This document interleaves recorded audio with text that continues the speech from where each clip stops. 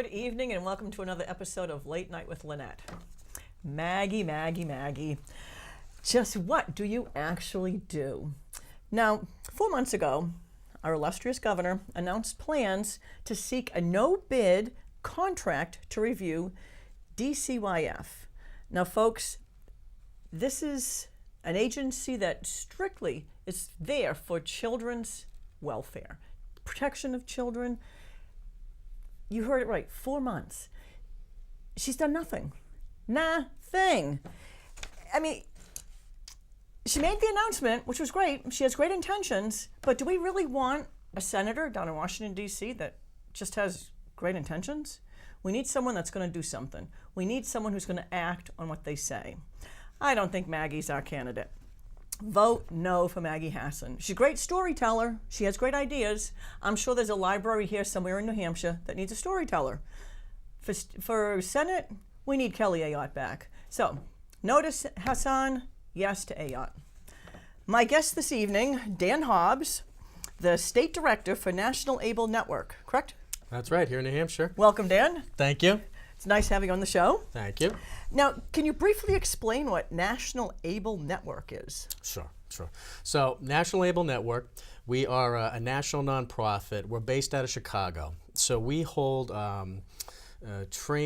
contracts, government contracts for training and employment services throughout 5 different states. So we're out in Illinois and Indiana. Out here in the Northeast, we're in Maine, New Hampshire, and Massachusetts. So in those 3 states, we only have one contract, and that is for the Senior Community Service Employment Program. We call it CSEP for short. Here in New Hampshire, we have about 168, 170 folks on the program right now. And we administer this program in kind of a two-pronged approach. We take people who are over the age of 55, presently unemployed, and of low income. If they qualify, we can take them onto the program, and we can provide them with kind of paid internships out in the community. Right now, they work roughly 20 hours a week, and they get paid minimum wage. I probably shouldn't say paid. They're given a government stipend for participating in this training program. So we try to get away from words like wages and earnings. So what we do is we take them in. We try to see kind of what have they done in the past, what are their skills, and more importantly, where do they want to go in the job market. We try to line them up with an internship that's going to kind of advance them down that road.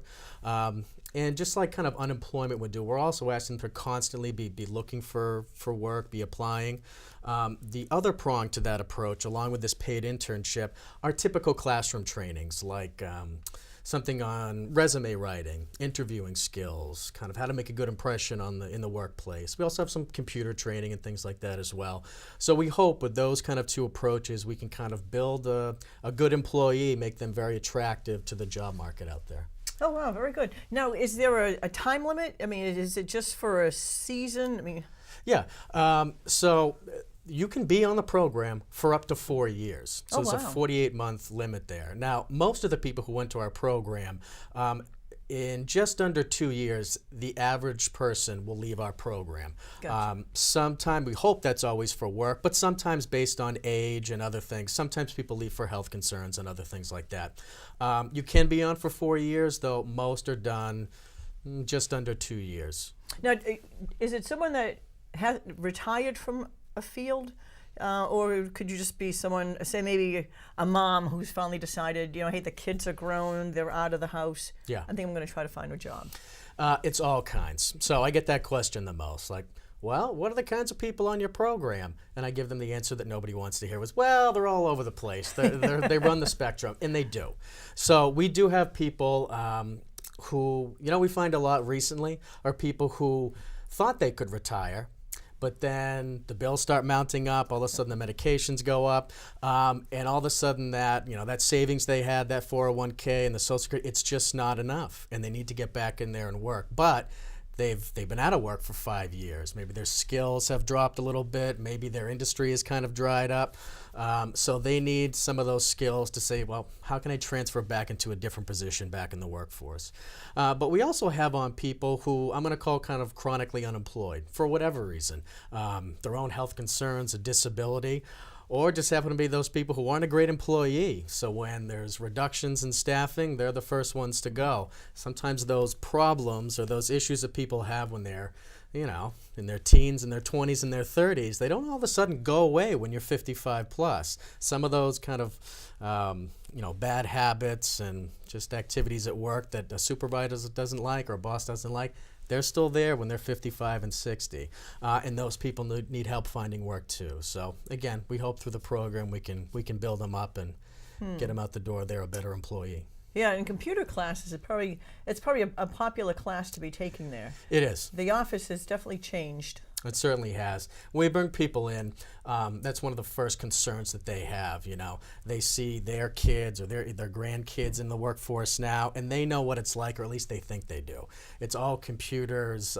You're never knocking on somebody's door and saying hello. You're sending them an email, and some of those things are true. And it's probably one of the more lacking skills in some of our people are the computer skills. So we offer some very kind of basic overview courses in computers, but one of the new programs that we have coming up is called the Loaner Laptop Program. Every person who comes into the program kind of fills out an assessment, a self-assessment as to where they think their skills are.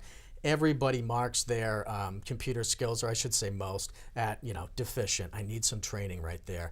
So through this program, we're actually able to literally loan out a laptop to about 15 of our participants presently, and we run them through a 3 to 4 month course on kind of office survival skills as it relates to computers. So Microsoft Word, Microsoft Excel, basic internet stuff, basic internet search, these kinds of things, just to keep you functioning in the workplace.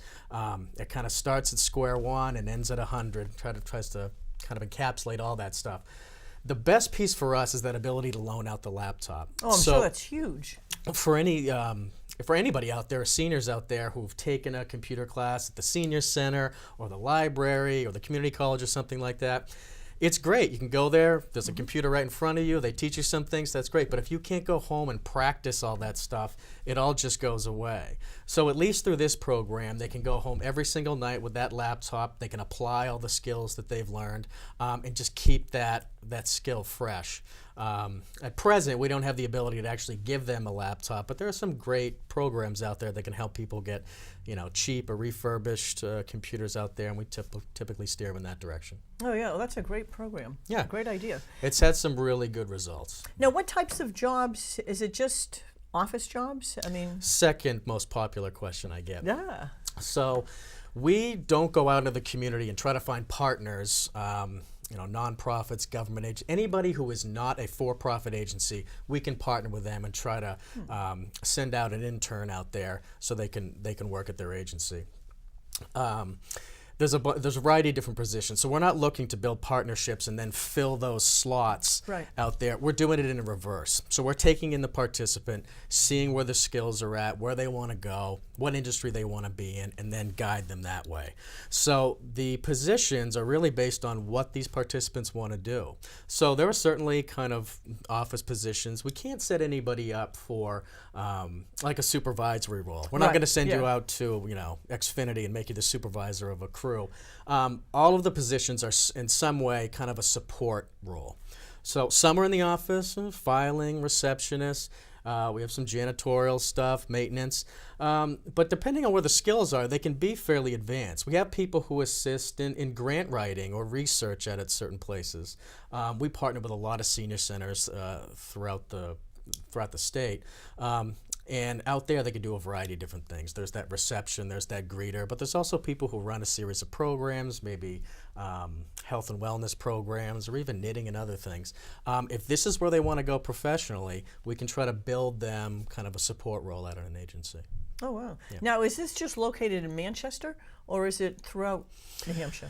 We are all throughout the state, except for kind of the greater Concord area or Belknap, Merrimack County. So this program still exists there. It's just administered by the Community Action Program of Belknap, Merrimack County. So gotcha. The way all these programs work is there is a national bid for all the other 8 counties, and for the past 15 plus years, National Label Network has had that grant. that centerpiece of the state, Community Action or a state entity runs that. So same program, administered a little bit differently, but very much a pretty similar program. That was my next question. How long has it been in New Hampshire? 15 years. Yeah, about 15, maybe Yep. a little bit longer. The program itself has been around since the LBG administration. So it's been around since the Older Americans Act. It's had a few different titles, but it's pretty much remained the same. We're trying to re-employ people over the age of 55 who, statistically will show you have a far greater barrier to enter employment than somebody younger than them. And that's why this program exists. So it's been around for quite a while here, 40, 50 years. Right. And presently, it's called the Senior Community Service Employment Program. We have the luxury of administering here in the state. There you go. Now, it sounds very similar to the CETA program that was for teenagers back Okay. in the 70s, where, and I forget what agency, it was a government program, but it trained teenagers in different fields. Like, it had to be, like, my parents were divorced, so we were being raised by a single mom. Yep. There were some little glitches to it, like they couldn't take everyone from the family, so they left the middle kid out. I was the middle kid. I didn't get to do it until my older brother graduated from high school. Okay. But then you've got a job, and they paid you, not the agency that you're working for. Right. Like I worked for North Shore Community College in Beverly, Massachusetts. Okay, I know it well. In the registrar's office, but Yeah. CETA paid instead of. Yeah, North Shore it sounds Community like a College. fairly similar Yeah. program, yeah. To train people for a job, and this is your program's training them for a different job. Yep, while on the job. So Right, that's yep. some of the bigger things we try to get across. Having a job isn't just simply kind of coming in, punching in, do your work, and punching out. There's a lot you get out of being employed. Oh, There's exactly. that social Yep. kind of network that you build there. There's that sense of purpose. And for a lot of our folks, the average age of one of our participants is in their mid-60s. So, for some of those folks, they're retired, semi-retired. This gives them a purpose when they get up in the morning, meaning a place to go, people to meet, smile on the face. You're doing something of value. And for a lot of these folks, you're doing it out in a nonprofit agency or a government entity that have some limited staffing anyways. You're really providing a service out there. It's one of the things I bring up to, some friends who are always saying like, so what do you do in that nonprofit thing? What are you doing again? And sometimes they think this is just some sort of like another handout program, but it's not. We're really providing a valuable community service to a lot of needing agencies, and at the same time, we're also retraining seniors, making them, great employees when they re-enter the workforce. Right. Oh, very good. Now, is there a limit as to how many you can have in your program at a time? Sure. Yes, the federal government sets some guidelines based on a complicated algorithm, but essentially kind of what's the population of the state, what's the average age in the state. They throw all these things together. For New Hampshire, I can have 168 at any given time. Throughout the entirety of the state, we're a little over 200 because of community action program Right. there. So we might be closer to 210, 220. I don't know exactly what their numbers are, but Now, do you somewhere ever in there. reach your maximum number? And yes, in fact, we just reached it shortly ago. So, people enter and exit the program on a fairly regular basis. So that 168, it's a bit of a moving target. So sometimes, we're a little bit over-enrolled, a couple of folks, and a little bit under-enrolled. Presently, we're just a few folks under-enrolled, but the wheel's always turning. So when I left the office today, we already had 2 or 3 calls in, inquiring nice. about the program. So people in, people out on a fairly regular basis. Well, there you go. Yeah. Yeah, I'm affiliated with the Turkish Cultural Center of New Hampshire. Yeah. And they have one of your senior clients working for them. That's right. I hear he's doing a good job. Oh, he's doing an awesome job. Computers, phone calls, goes on meet and greets. Yeah. It's a great help to a poor nonprofit. They don't have a lot of money coming into the center Yeah. and can't hire their own employees. I mean, this was a great find for them. Yeah, I mean, that's what we hear a lot, particularly for kind of very small nonprofits. We're talking less than a handful of folks actually make the whole thing happen. To have somebody in there to, act as a receptionist, or can you make some follow-up calls out here? I have to run out to a meeting. Can you research a couple of things online for me really quick? I mean, just all that stuff adds up to a very important kind of piece of the puzzle. Oh, yeah, yeah. Now, is there a limit as to how many hours they can work a week?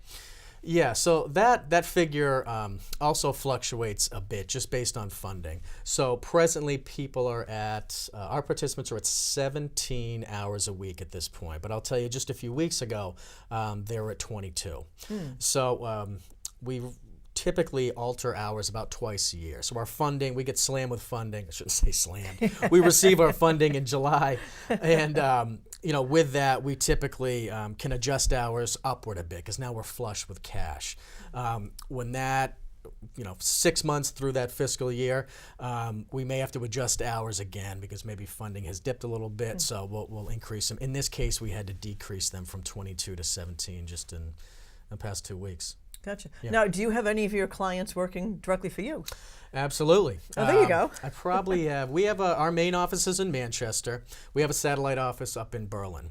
So all of those combined, I only have 1 full-time and 2 part-time kind of case managers, or what we call program managers.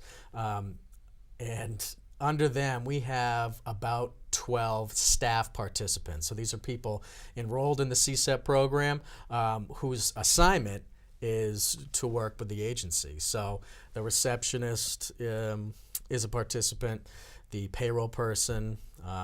We have somebody who helps kind of proctor some remote trainings that we do, data entry, quality assurance, and also some case management help. It's all done through participants. So we very much put our money where our mouth is. Oh, yeah, that's great. And what better way to show clients coming in what your agency can do when half the people they meet are going through the same position. Yeah, so people will call up and say, what kind of positions do you have? I always use our office as an example. The receptionist you just spoke to, she's a participant in the program, and so on and so on. Again, payroll, finance, all these things they're all support roles, but they're all important roles. Oh, yeah, oh, for sure. And a lot of times in some offices, the support roles actually do more than what the upper echelon does in the office itself. Yeah, we talk in the office sometimes about doers and thinkers. So there are doers, and then there are people who come up with the ideas to do. And many of the folks are doers in our office. So they're processing the paperwork, they're pounding the pavement, they're in the files, they're doing all the legwork. Yeah. Oh, very good. Now you said there's 22 states that have this? Every state. Oh, every state does. Every state has this, even Guam, Virgin Islands, all these places have it. It's just a matter of who administers it. Gotcha. You can go on, let's see here. Well, you could go to the DOL website, the Federal Department of Labor website. They're going to have a list of every single county, every single state that has the program, and who you might contact to get in touch with them. So National Label Network, again, just has the 5 states. The remainder of the states are a variety of different entities that administer the program. So we have people from time to time who will leave the program, move somewhere else. We'll transfer them to another program. Many people we find are going down to Florida or maybe they're going home to Massachusetts. So some people leave the program for that reason too. That was my next question. Can you transfer from state to state? You certainly can. Wow. What happens is, though, sometimes you're beholden to the situation in the other state. So right now, like I said, we're kind of at full capacity, but we haven't stopped enrollment because people are in and out all the time. If you're transferring down to South Carolina or something, where you may be moving, they may be in a situation where they have a wait list of 25 people. You're going to be placed at the end of that wait list. So it's not always a quick changeover. But yeah, I'm sure this time of year in Florida, they probably have a huge wait list with all the snowbirds going south. Yes. Yeah, lots of people are retiring, going down there. We have a fair share of new addresses with FLA. Yeah. Yeah, I bet. Yeah. Wow. Well, it's an interesting concept, for sure. Our country's getting older and older. And New Hampshire's getting very old. Yeah, New Hampshire's a very old state. Yeah. And unfortunately, they're usually the target first when there's a layoff coming up. Yeah, there's a layoff. Somebody's, we hear these stories all the time. I was with the company for 20 years. I was a good employee. I brought new money in. And then all of a sudden the budget starts to shrink and they find you're a little bit older. Your salary's kind of high. Maybe you're the first one out the door. We hear it all too much, yeah. Right, and not everyone plans for retirement. unfortunately. Or some can't. Exactly. Yeah. Yeah, some kind. The salary's not high enough to start with. A lot of people took a major hit. 401ks, took a hit not too long ago. Some private sector companies used to have company match. Yeah. That's changed. So yeah, with all that stuff, it hits seniors the hardest. Oh, yeah. How many people have you spoken to over the past 10 years who will say something like, "Well, I was going to retire," or "I had planned on retiring in '09, but that's not going to happen anymore." It happens a lot, and sometimes you had in your head that you were going to retire, you're going to be done with that 40-hour week, you're going to be able to relax, the grandkids, that's all up here, but sometimes that happens quicker than you wanted, you didn't prepare as well as you could, or like the market went this way, right. But you still needed that money at that time. Right. So. Yeah, my mother retired at age 60, thought she could afford it, living in Florida, Yep. and expenses just got out of hand, so she went to work for a movie theater. Yeah. Had fun working with teenagers. She was mostly with teenagers and people in their early 20s. Yeah. But made ends meet, and that's the thing. Just trying to find something to fill that void. Yeah, there's a real need out there. Oh, yeah. If I go to the grocery store, I'm not surprised anymore, but there are, amongst all those teenagers, there's a few gray hairs in there too, shucking the carts and, Oh, yeah. and checking me Yeah. out. Yeah. But you bring up a good point, which is the kind of multi-generational workplace. But lots of these seniors who leave and then want to come back, they probably left a position that was up here. And they've left for 5 years, find out that they can't really retire, they want to get back in, they can't get that job they used to have, so they start looking for entry-level positions just because they need some form of income. But then they're thrown into a new environment where, their counterpart is as old as their grandkid and they're texting and doing all their stuff. It's an adjustment. A huge adjustment, I would think. Yeah. I mean, outside of just technology and things like that, just the kind of sensibility of a teenager going to work and the sensibility of somebody who's well into their 60s going back to work is very different. I like to bring up the example of the Walmart greeter. Like, the Walmart greeter is never a 16-year-old boy. Right. I don't think I could have done that when I was 16, but there's something built in to that generation that can greet somebody, shake hands, eye contact, there's a pleasantness, customer service is a bit kind of built in, the customer is always right. Something is kind of almost innate there that doesn't quite exist with 16-year-old Dan. Yeah, and that's huge. And now some of these people could end up having a supervisor that's as old as their grandchild. Yeah, well, I'm 36. My entire staff is all older than I am, and all the participants are well into their 60s right now. And I'll tell you that you got to come out from both angles. It's an adjustment for me. It's also an adjustment for them. I realize that when I'm talking to them, I'm probably as old as their kids or grandkids. But respect is respect. Doesn't matter how old you are. And that seems to be the current that we run with. I'm going to give you some respect. You're going to give me some respect, and we're going to move this agency forward. Right. Yeah. That's and I think it's great for the younger employees to see the older employees in action. That's great. Verbal communication is a skill that's lacking nowadays. Even just being on time. The work ethic isn't the same that it used to be. And a lot. There are, I'm not saying all teenagers are always late. I know. Sometimes when these conversations get going, I find myself going down that road, and that's not at all what I mean to imply. There are great teenage workers out there. I just, on my way here, I had to go to, I don't want to give the name, but I had to go fix my cell phone for about 5 minutes. Everybody in there was in their late teens, early 20s, and the customer service was fantastic, and I was out of there in 10 minutes. But I think as a whole, we can certainly point to some flaws there. And like you said, verbal communication is a big thing. Yeah. Our folks who come into the program, for the most part, those things are kind of built in. They're very good on the phone. They're very good when people kind of walk into the agency and like, okay, where do I go? Where's this building? Where's this office? That's there, and you can feel it. It's a little hard to describe, but you can feel it. They grew up having to do that. Yeah. They couldn't shop online. They couldn't text. I mean, everything was verbal communication. Yeah. I mean, a lot of deals were just on a handshake. That was your contract. Yeah. Which, I mean, nowadays that's unheard of. I know. No, you got to have it in writing. Absolutely. Yeah. But it's an interesting concept, that's for sure. Yeah, well, it's working. So an interesting concept that's been working for, many years. This year, actually, we're primed to have the best year we've had. So I would think that maybe by the end of this year, we'll be close to employing maybe 50 participants, 50 seniors back to work. So these are people with all those barriers. Train them up on computer stuff, give them an opportunity out at what we call a host agency or our partners out there. Last year was a bit of a tougher year for us. About 20 folks found jobs, but we could more than double that by the end of this fiscal year. It's been a good year. Well, that's fantastic. Yeah. And then they feel like they're actually a part of society and helping out instead of being cast aside. Their last days, being able to work. For sure.